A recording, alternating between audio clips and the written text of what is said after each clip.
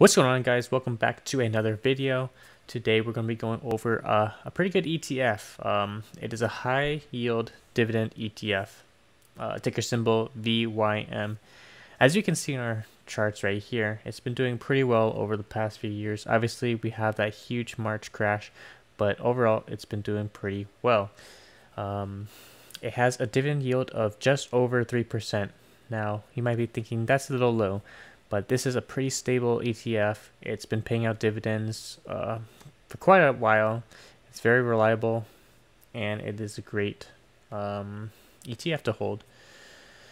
So we can take a look at what this ETF is. It provides a convenient way to track the performance of stocks that are forecasted to have an above average dividend yield. So it's pretty much choosing large cap stocks in the S&P 500 that provide pretty good dividend yields.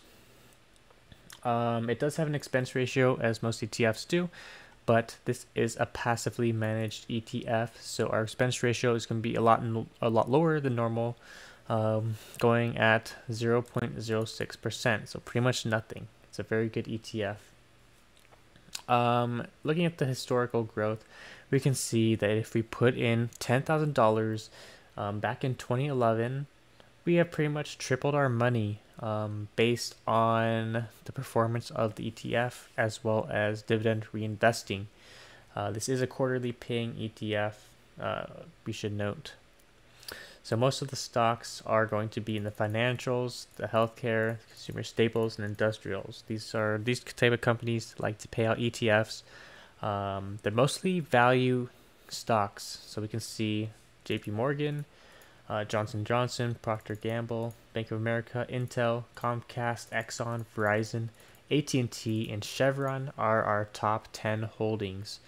So these aren't really your typical growth stocks. They're more of your value stocks that are paying a consistent yet growing dividend yield. So it's a pretty good ETF in my opinion. So we can see in the dividend payout history, it does pay out quarterly, and it has been paying out dividends for quite a while. It's a reliable ETF, and I highly recommend looking into this ETF if you're looking for a pretty good high yield dividend ETF. Of course, enable your dividend reinvesting, let that compound interest grow, and over the long term, you should see some pretty good returns. That's about it for this video. If this video helped you in any way, please leave a like, comment down below, and subscribe if you haven't already. Thanks for watching.